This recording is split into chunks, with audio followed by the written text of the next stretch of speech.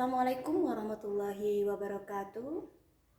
Salam sejahtera untuk kita semua. Om Swastiastu, Namo Buddhaya, salam kebajikan, Rahayu, Rahayu.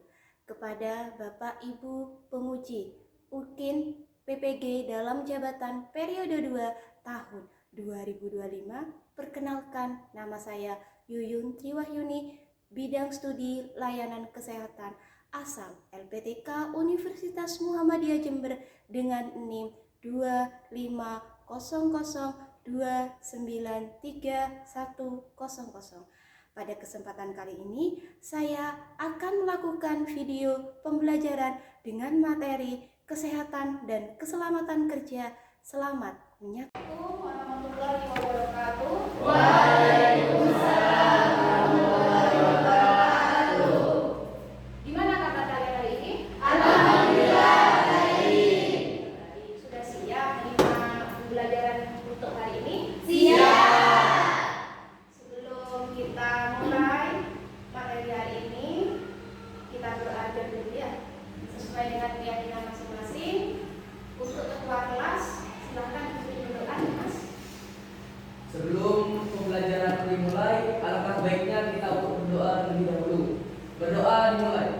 Bismillahirrahmanirrahim. Walhamdulillahi rabbil wa bil islami dina wa bi Muhammadin nabiyyan wa rasulah. Rabbi zidni ilma warzuqni fahma. Amin ya rabbal alamin. Kemudian saya cek kerapiannya dulu ya. Sudah rapi semua, pakai sepatu semua ya, bagus. Terus sudah tidak ada sampah di situ dari kalian? Sudah ada. Kemudian kalian hari ini akan mempelajari terkait materi kesehatan dan keselamatan kerja.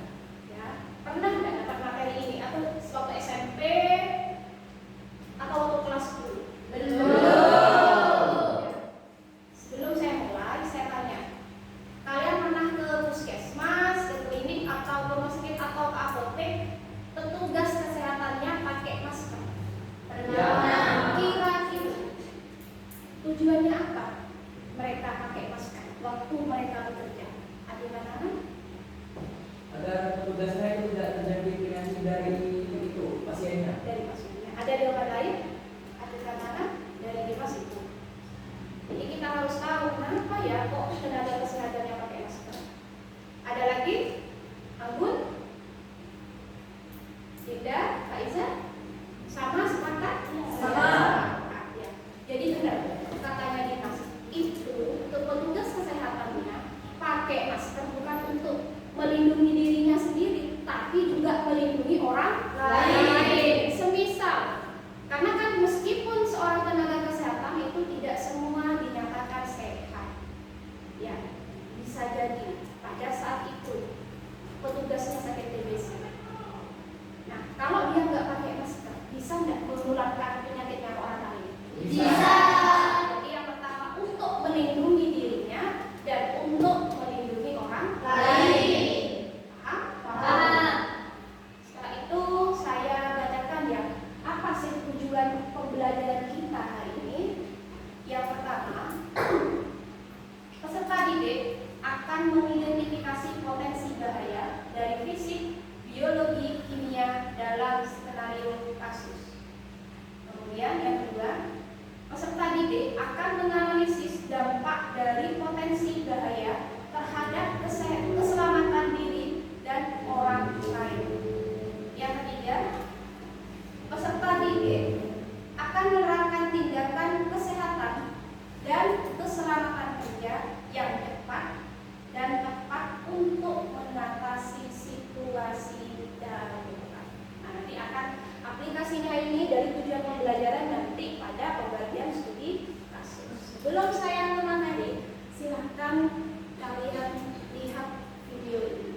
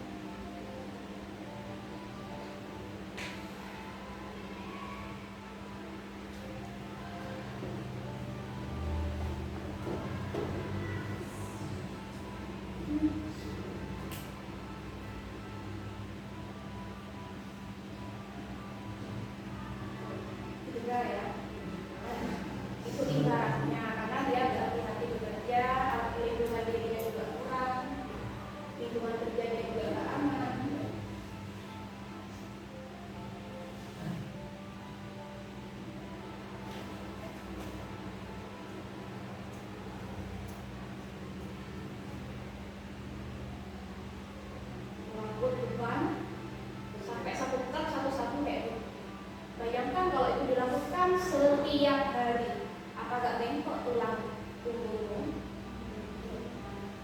Disuruh sama madonnya kayak gitu katanya. Tapi sama saja itu salah ya. Yang benar gimana Bu? Sebentar lagi balik lagi dulu. Dulu sendirian ya.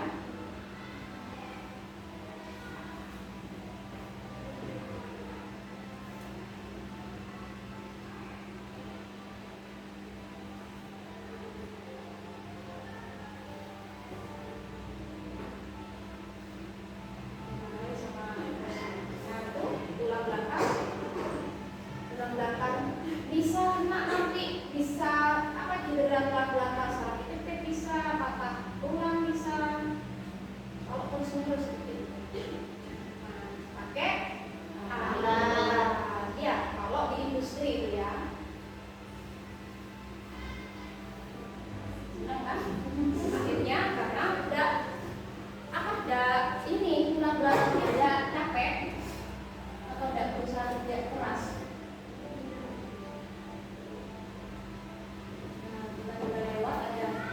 Untung tidak nabrak ya, masih mau diserempet.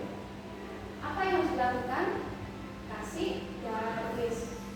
Biasanya kalau pembangunan jalan, nah itu kasih rambu-rambu lah, ya biar tidak gampang dilalui oleh mobil atau kendaraan ya.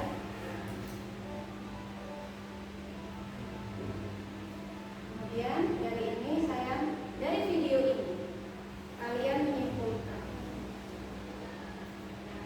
kesehatan dan keselamatan kerja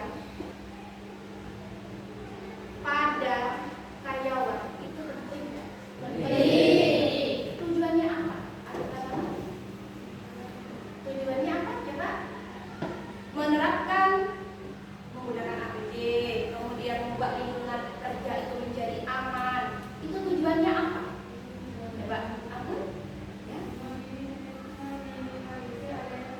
Meminimalisir adanya kecelakaan ditandai kerja. Karena kecelakaan biasa sama kecelakaan kerja berbeda ya.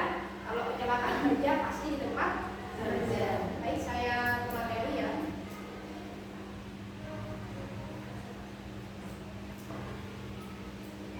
Terlihat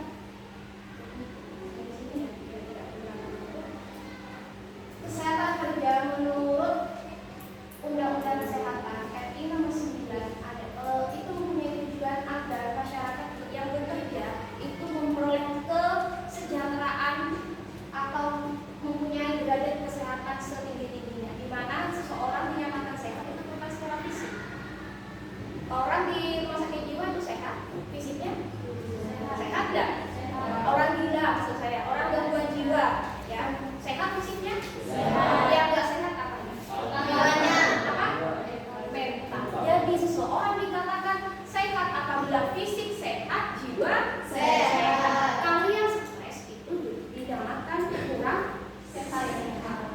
Ya, paham? Terus menurut WHO atau menurut ILO atau yang menangani terkait buruh ya, tujuan adanya K3, disingkat K3 ya, kesehatan dan keselamatan kerja itu untuk pemeliharaan derajat kesehatan fisik, mental, dan sosial tenaga kerja di semua pekerja yang setinggi-tingginya, hampir sama definisinya. Tujuannya sudah dijelaskan satu poin oleh Anggun. Yang pertama, agar setiap pegawai mendapatkan penjaminan keselamatan dan kesehatan kerja baik secara fisik, psikologis, sosial ya. Dengan yang nomor satu, kalian pernah mendengar istilah BPJS? Ya. BPJS itu ada dua, BPJS tenaga kerja dan BPJS biasa.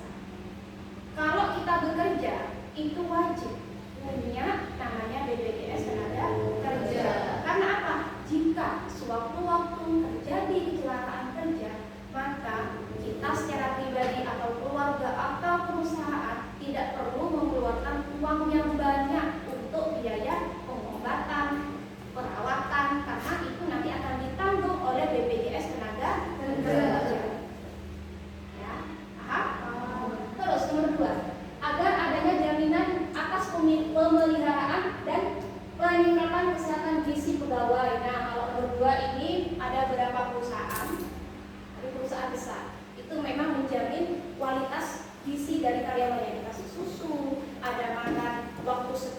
shift kerja itu ada makan gratis dari pagi, siang, malam.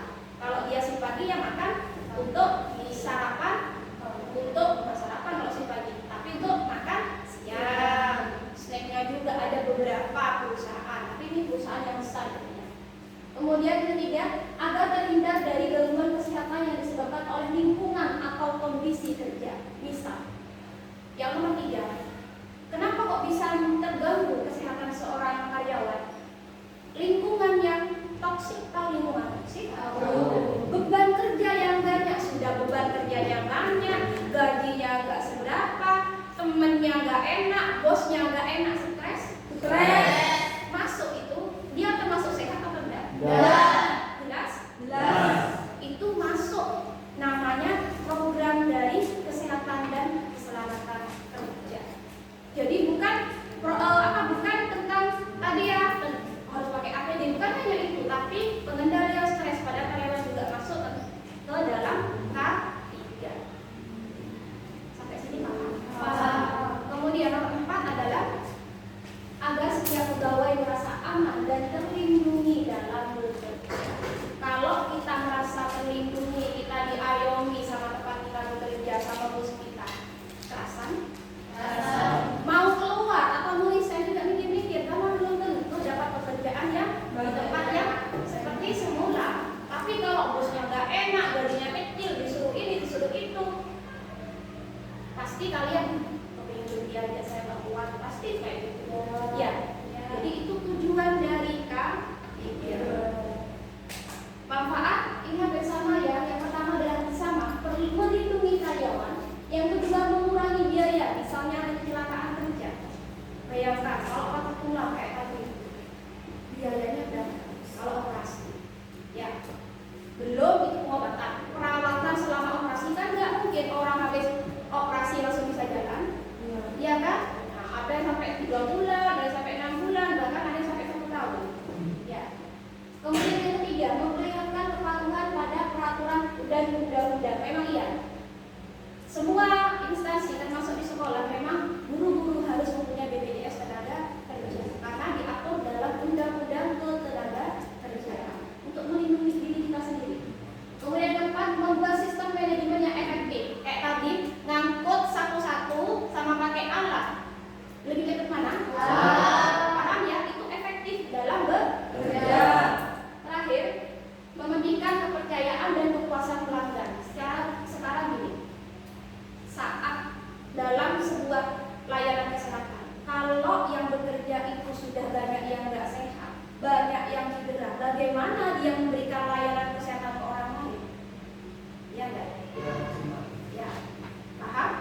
Jadi harus sehat dulu karyawannya, harus aman dulu, baru bisa memproduksi produk, memberikan layanan ke orang lain.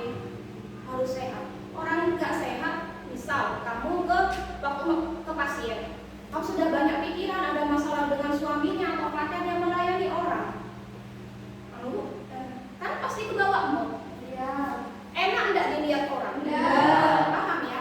Ya. Poin yang terakhir.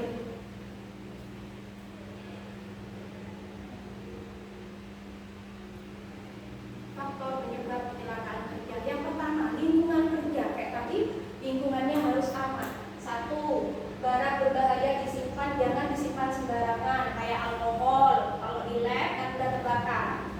Kemudian ruang kerja terlalu padat, misal kelas ini kapasitasnya hanya 32 atau 40 siswa, diisi 100 orang, enak? Tidak. Kerasanya gimana? Sesak, panas, meskipun pakai AC, nggak kira tembus itu namanya dingin, pasti akan gerak panas. Ya. Kemudian pembuangan limbah yang tidak tepat, yang kejadian kemarin, itu bukan tidak tepat, tapi karena ada rembesan di saluran air. Ya. Kemudian pengaturan udara. Nah, kalau di kelasmu sudah ada jendela, nggak ada ventilasi, gimana rasanya? Pengap, lembab, ya, gelap. Gimana penulis? Kan nggak kira kelihatan.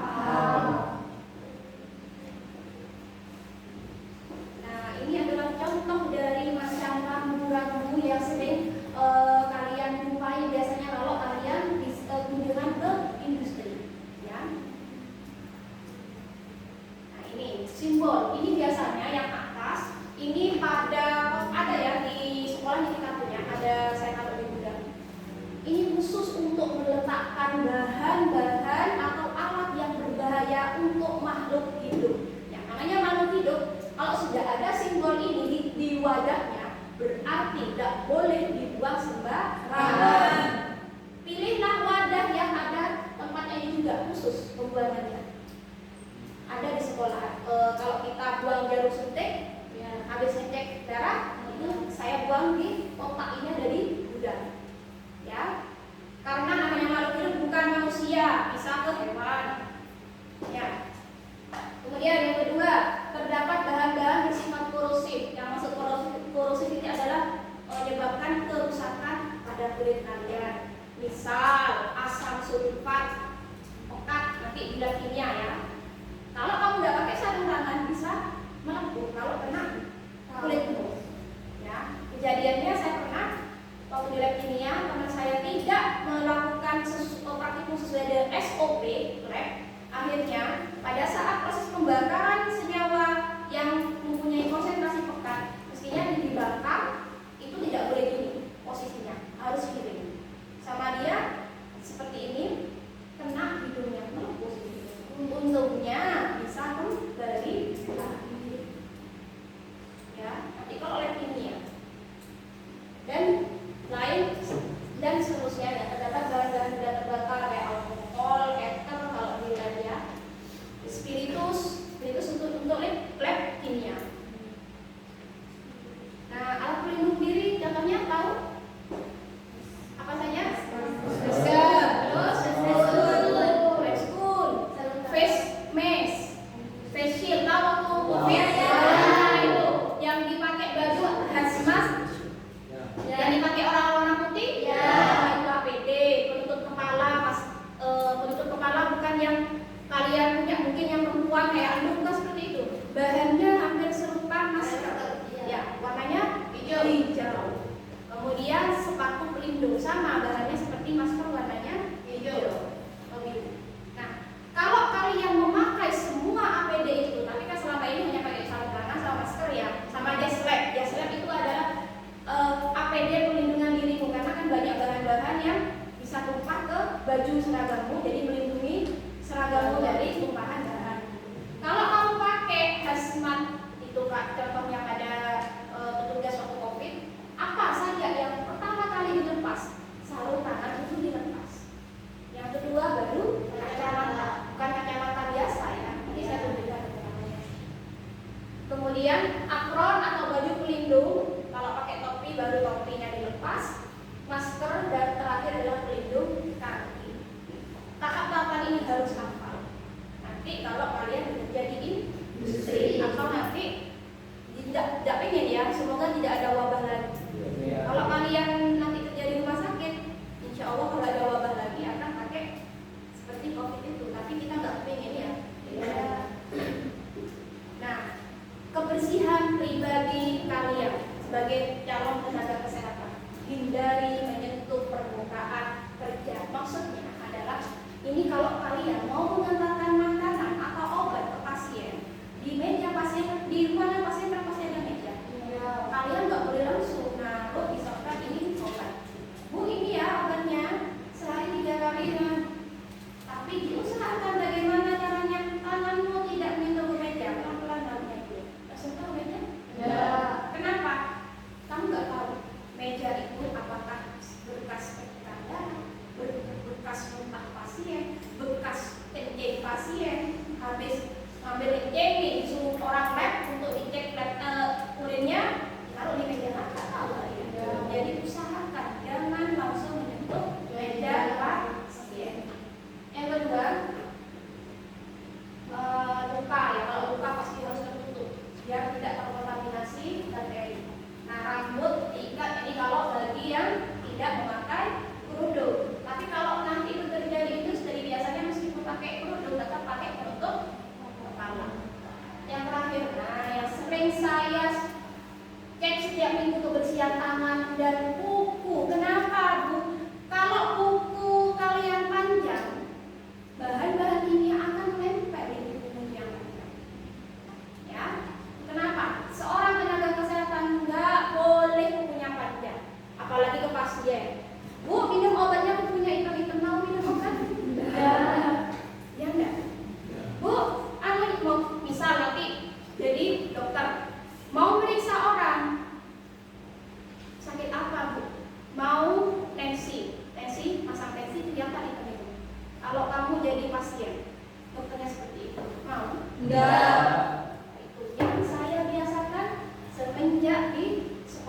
tujuannya hanya itu untuk kebaikan diri kalian. Dan misal kalian meracik obat, ibaratkan obat yang kamu racik adalah untuk keluargamu, untuk dirimu sendiri, sehingga kamu bekerja semaksimal mungkin memaksimalkan kebersihan, ketelitian dan perhatian. Coba ke puskesmas, bawa adikmu yang sakit atau saudara.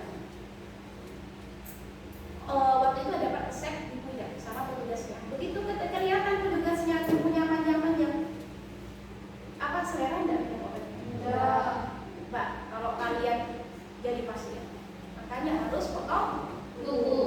Bersih semua sudah kukunya. Sudah. Setiap minggu saya obrak-abrik. Itu tujuan kalian. Terima kasih. Ini presentasi dari saya. Kurang lebihnya saya minta maaf. Ada yang mau ditanyakan sebelum saya bagi tugas untuk menyelesaikan studi kasus? Di mana kelompok sudah saya bagi ya sesuai dengan kemampuan dari masing-masing peserta didik. Ada pertanyaan? Tidak. Saya bagikan ya. Untuk mengerjakannya nanti disalin di buku kosong, kemudian dibagi per kelompok. Siapa yang menjadi moderator, yang membaca soal dan menjawab pertanyaan. Ya. Kelompok 1 siapa? Kelompok 2? Kelompok 3? Ya. Kelompok 4? Silahkan diskusi dulu dengan kelompoknya. Saya beri waktu 15 menit untuk kalian berdiskusi.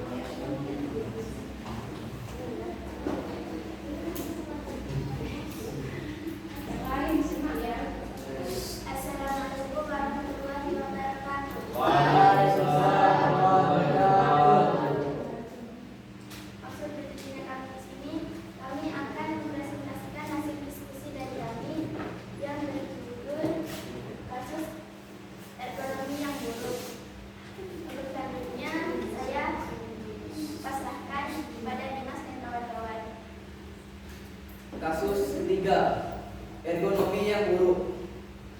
Diana, seorang pekerja di sebuah pabrik perakitan elektronik, mengeluh sakit punggung dan bahu setelah bekerja selama beberapa bulan. Posisi duduknya tidak ergonomis, kursi tidak dapat diatur ketinggiannya, dan ia harus membungkuk untuk menjangkau komponen-komponen di meja. Pihak manajemen tidak pernah memberikan edukasi tentang pentingnya ergonomi.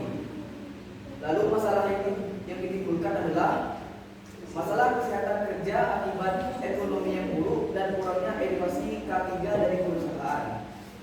Lalu pertanyaannya, yang pertama, identifikasi masalah kesehatan yang dialami Diana dan hubungannya dengan kondisi tempat kerjanya. Hubungan dengan kondisi tempat kerja yaitu posisi tidak bisa diatur, posisi duduk yang kurang nyaman dan tanpa menopang membuat otot punggung bekerja terus sehingga nyeri punggung terjadi. Yang kedua, harus membungkuk untuk mencapai komponen. Posisi ini meningkatkan beban pada otot punggung dan bahu sehingga nyeri pada punggung dan bahu terjadi. Yang terakhir, meja tidak pada ketinggian yang pas pada tubuh. Lalu pertanyaan yang kedua, jelaskan konsep ergonomi dan mengapa itu sangat penting dalam lingkungan kerja. Ergonomi adalah ilmu yang mempelajari penyesuaian antara pekerjaan, peralatan, dan lingkungan kerja dengan kondisi fisik dan psikis manusia untuk meningkatkan kenyamanan, keselamatan, dan efisiensi kerja.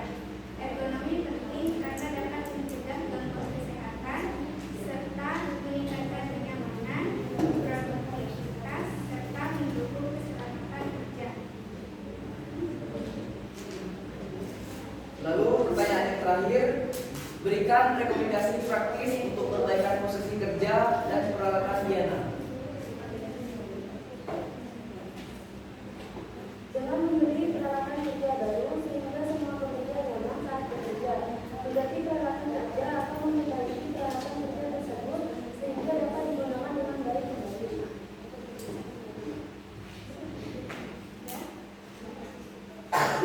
Sekian dari kami, kurang lebihnya mohon maaf. Wassalamualaikum warahmatullahi wabarakatuh. Waalaikumsalam warahmatullahi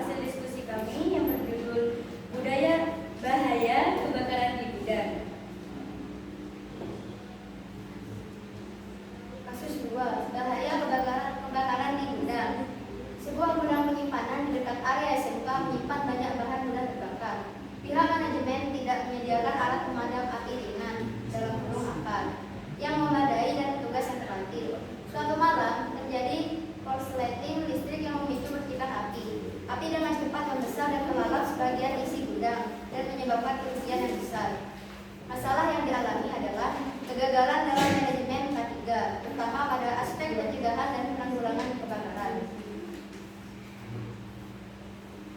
Nah, pertanyaannya adalah yang pertama, analisis faktor-faktor yang menyebabkan kebakaran tersebut dan kegagalan dalam penanganannya. Pertama, faktor penyebab kebakaran adanya konsleting listrik yang memicu percikan api, penyimpanan bahan mudah terbakar di gudang tanpa sistem keamanan yang memadai. 2. Faktor kegagalan penanganan, tidak tersedianya alat pemadam api ringan dalam jumlah yang cukup. Nah, berikutnya adalah pertanyaan kedua. Mengapa keberadaan apar atau alat pemadam api ringan dan petugas yang terlatih sangat vital di tempat kerja dengan risiko kebakaran tinggi? Pentingnya keberadaan APAR dan petugas terlatih. 1. APAR berfungsi sebagai alat pemadaman pertama untuk mencegah api membesar. 2. APAR mudah digunakan jika tersedia dalam jumlah yang cukup dan ditempatkan di lokasi strategis. 3. Petugas terlatih bisa bertindak cepat saat kebakaran tragedi sehingga dapat meminimalisir kerugian. 4. Menjadi background dari standar keselamatan kerja di tempat yang punya risiko kebakaran tinggi. Pertanyaan ketiga adalah bagaimana cara melakukan sosialisasi K3 kepada seluruh karyawan agar mereka sadar akan bahayanya kebakaran? Jawaban nomor 3, mengadakan pelatihan rutin simulasi kebakaran dan cara penggunaan APAR. Kedua, memberikan poster, banner, atau brosur tentang langkah pencegahan kebakaran. 3. Melakukan briefing rutin sebelum bekerja mengenai 3K. 4. Membentuk tim tanggap darurat di lingkungan kerja.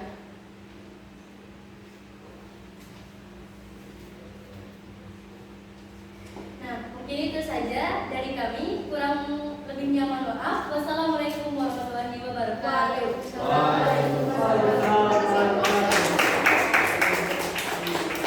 Jadi, ya, untuk kasus ini adalah bagaimana cara kita mengatasi pertama kali kalau ada kebakaran karena konslet. Apa yang harus kita lakukan? Konslet, ada konslet. Apa? Ada konslet. Apa yang pernah lagi lakukan? Matikan listrik. Tujuannya untuk menghindari perluasan daerah kebakaran. Nomor 2, apa lagi? Kalau wilayah yang terbakarnya sedikit, ya, tidak luas. Kalau satu gedung nggak bisa pakai apa? Tahu apa? Tahu. Di mana ada di sini? Di sekolah ini ada apa? Coba lihat di pojok. Oh iya. Itu apa? Dan itu ada expirednya. Kalau sudah expired itu kita harus isi ulang yang baru. Kalau hanya sedikit areanya pakai apa bisa. Tapi kalau luas bisa pakai apa? Satu gedung kebakar. Tabungnya sekecil itu meskipun punya 10 tabung nggak bisa. Harus pemadam kebakaran. Itu kenapa? Dengan adanya materi ini kalian mulai hari ini harus cari di Google nomor pemadam kebakaran, taruh di HP kalian. Kita jaga-jaga. Kalau seandainya ada kebakaran di tetangga kalian, bisa langsung telepon dan ya, paham ya? Paham. Jadi nomor-nomor penting harus ada di HP kalian. Isi damkar, ya. Contohnya itu. Sudah? Silakan. Ada pertanyaan untuk yang presentasi yang barusan? Ada saya. Selanjutnya presentasi kelompok 1.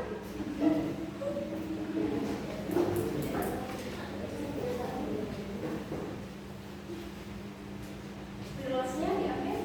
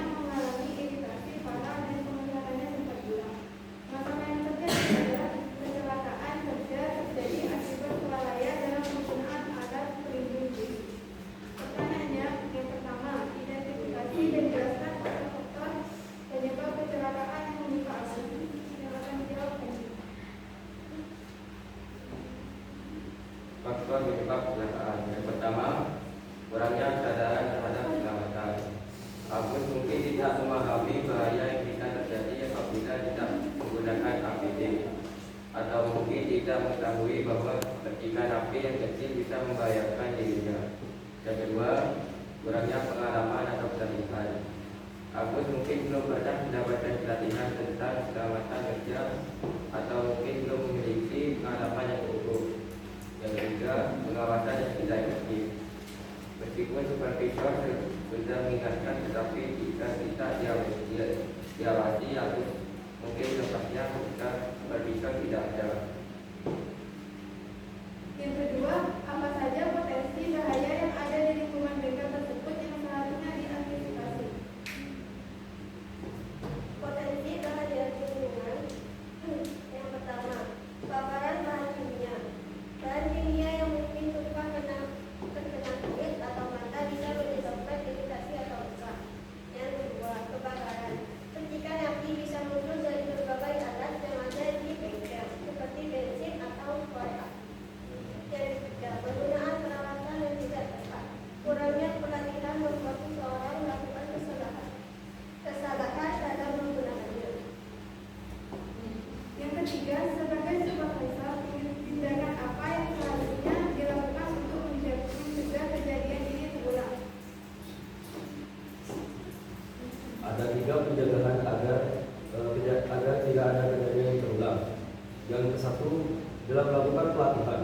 Jika ada seseorang karyawan baru atau siswa magang terlebih dahulu diberikan pelatihan dan pemahaman terkait dengan alat yang bisa berbahaya jika tidak digunakan dengan benar. Yang kedua, menyediakan APD, P3K yang memadai alat perlindungan diri seperti masker, helm, dan sarung tangan harus selalu disediakan untuk meminimalisir kecelakaan. Sedangkan APAR dan P3K digunakan untuk mengatasi kecelakaan yang sudah terjadi agar tidak terjadi lebih parah. Yang ketiga adalah identifikasi bahaya. Selalu melakukan pengecekan dan pengawasan pada alat yang bisa menimbulkan bahaya jika digunakan dan selalu mengingatkan para pekerja jika tidak ada yang menggunakan APD. Yang keempat, menurut Anda bagaimana seharusnya prosedur penanganan pertama yang tepat saat terjadi kecelakaan seperti ini? Yang pertama itu hindari menggosok mata, karena mungkin korban itu seharusnya menghindari menggosok mata agar tidak infeksi dan menimbulkan iritasi pada matanya. Yang kedua, bersihkan dengan air mengalir. Itu saat menghindari gosok mata, lalu kita harus membersihkan matanya dengan air mengalir. Sebelumnya kita harus mencuci tangan dulu, karena kan jelas di bengkel itu kotor ya. Nah, jadi harus dibersihkan dulu dengan air mengalir dan mencuci tangan. Yang ketiga, jika pada matanya masih ada rasa nyeri, sebaiknya kita kompres dengan air dingin. Dan jika pada saat itu matanya masih merasakan nyeri atau yang lain, sebaiknya kita mengunjungi dokter agar segera diperiksa lebih lanjut. Itu saja yang dapat kami sampaikan. Mohon maaf. Wassalamualaikum warahmatullahi wabarakatuh. Waalaikumsalam warahmatullahi wabarakatuh. Maka langsung ke kelompok terakhir. Nanti sebentar lagi saya akan bahas kasus kelompoknya. Aku kelompok kasus berapa? 1. Dan kelompok terakhir silahkan maju.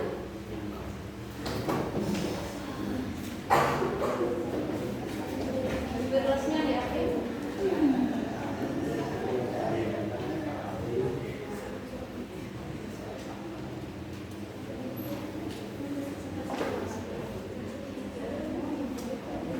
Assalamualaikum warahmatullahi wabarakatuh. Waalaikumsalam warahmatullahi wabarakatuh. Jadi berikutnya di sini akan mempresentasikan hasil diskusi yang telah diperoleh. Di laboratorium kimia sekolah, sekelompok siswa sedang melakukan praktikum untuk menguji pH beberapa larutan. Salah satu siswa bernama Budi tidak menggunakan suatu bahan pendukung. Dan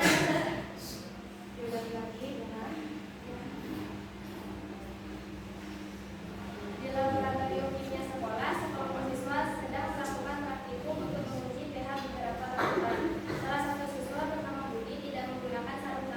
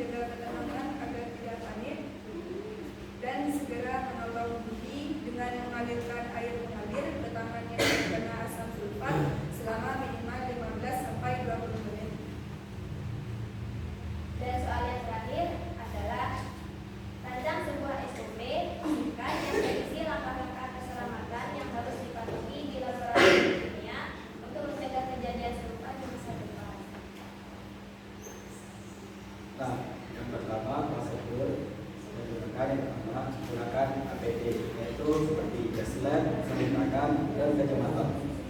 Dan yang kedua, baca petunjuk sebelum kita praktek.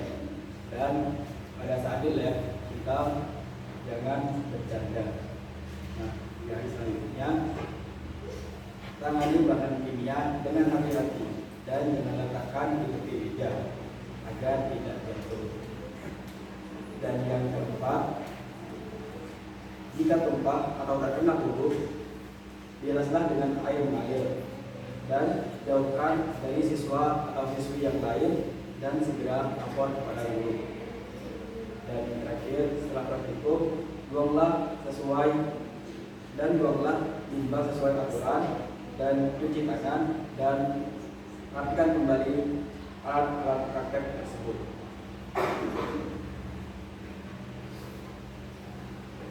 Sekian dari kelompok kami. Apabila ada salah kata, mohon maaf. Wassalamualaikum warahmatullahi wabarakatuh. Waalaikumsalam warahmatullahi wabarakatuh. Sudah ada beberapa kelompok, 4 total keseluruhan yang sudah mempresentasikan kasus yang berbeda-beda.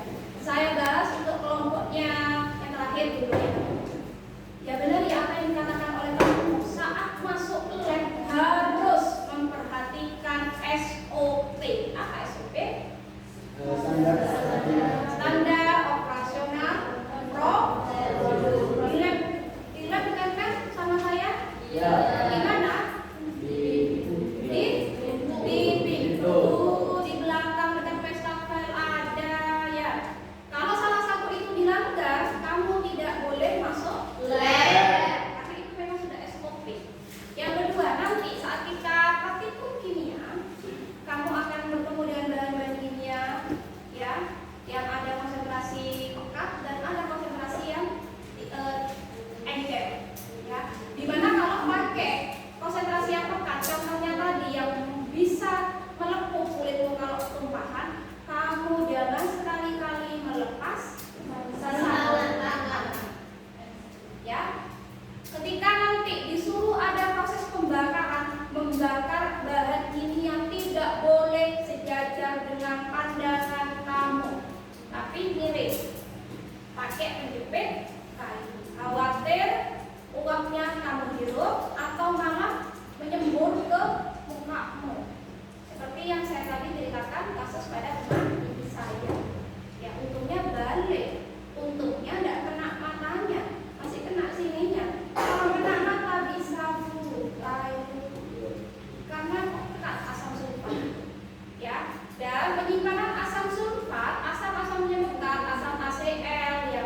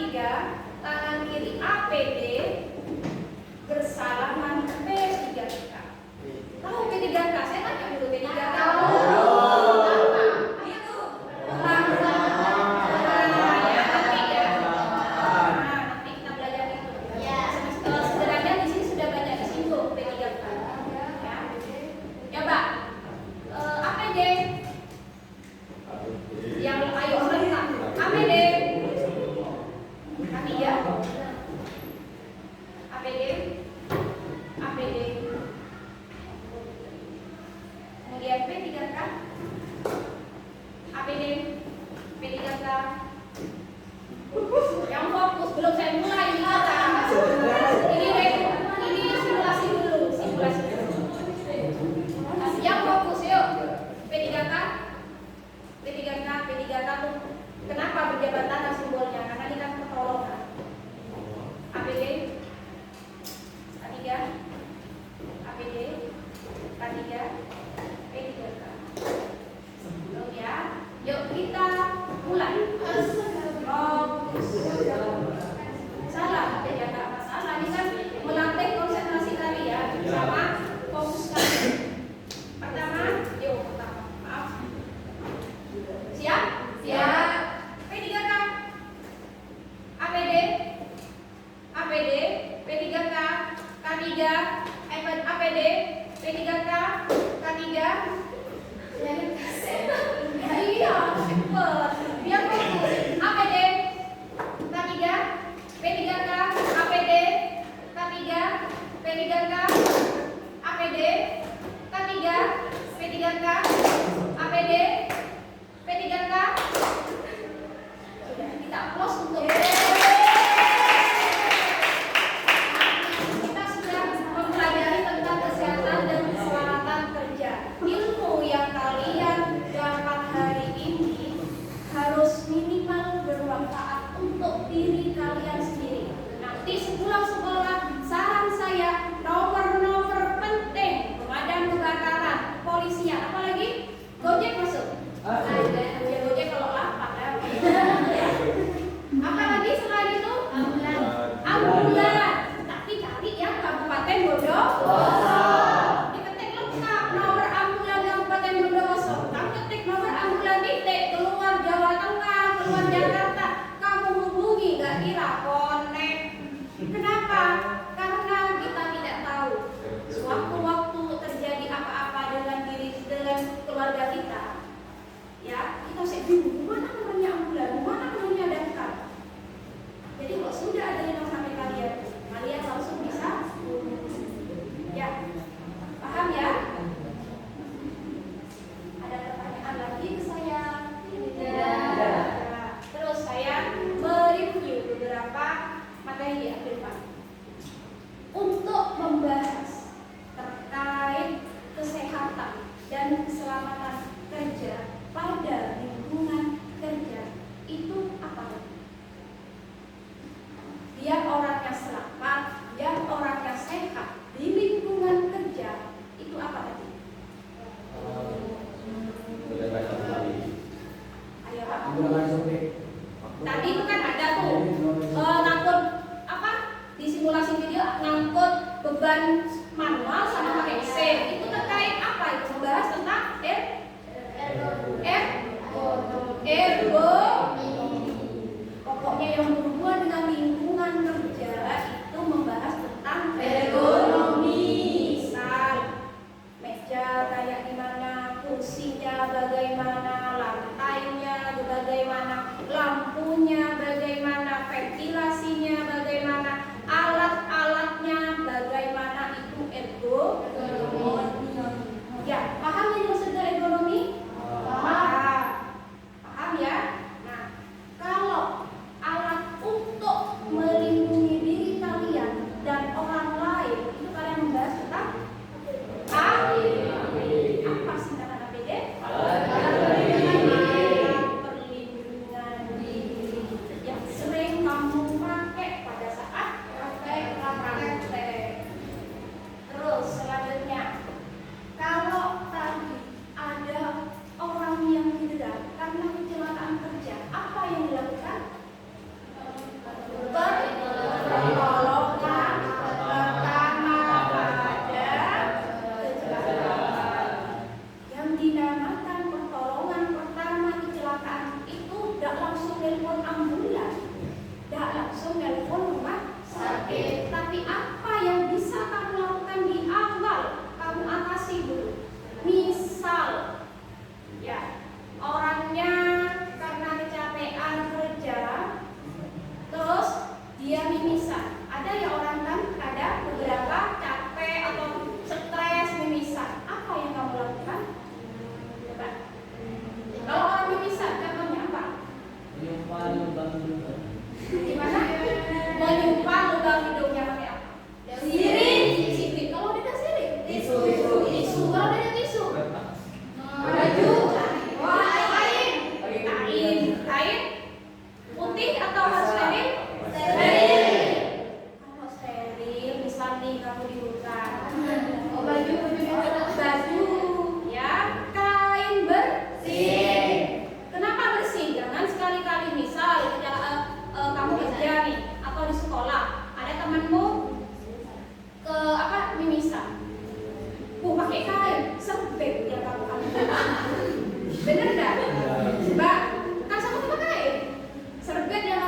bener nggak?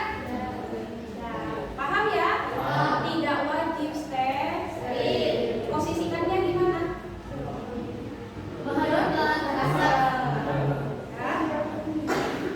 Sudah.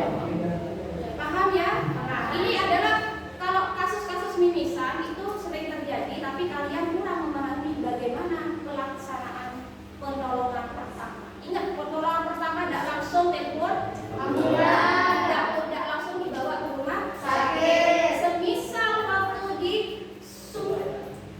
ditekan pakai kain bersih masih mimisan, baru dibawa ke rumah sakit. Berarti pecah pembuluh darah yang berlebihan di dalam hidung. Paham? Nah, selanjutnya terakhir, untuk kecelakaan di laboratorium, untuk mencegah terjadinya itu, apa yang kamu lakukan?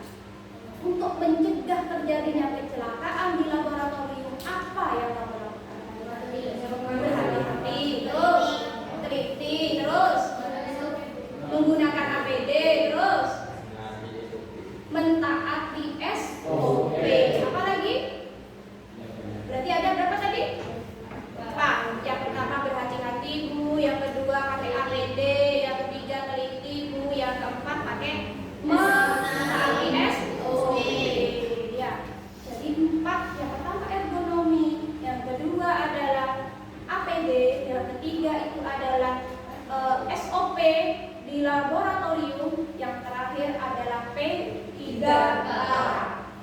Tapi nanti ya, P3K akan saya jelaskan pada pertemuan selanjutnya. Ya, mungkin ada pertanyaan lagi ke saya? Ya. Jadi saya simpulkan materi hari ini. Jelas atau jelas? Jelas. Saya simpulkan terlebih dahulu. Untuk, saya ulangi lagi ya, APD agar kalian terhindar dari bakteri yang masuk melalui pernapasan, pakai apa? Untuk menghindari kontak kulit kalian dari tumpahan zat berbahaya atau cairan tubuh manusia seperti darah, urin, dahak, pakai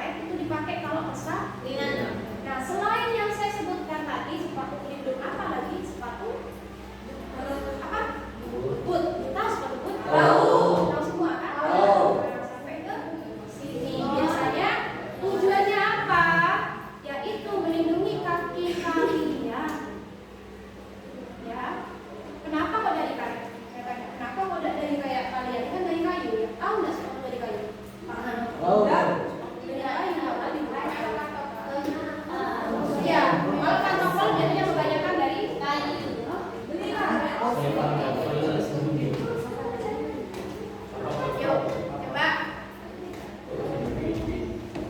Udah? Sama? Kayak kamprot, ya. Jadi kalau dari tadi, misal ada jarum, ada di bawah. Karena jarum kan posisinya kadang tidur, kadang berdiri. Ya, itu berdiri. Kalau sepatunya kayak kamu tembus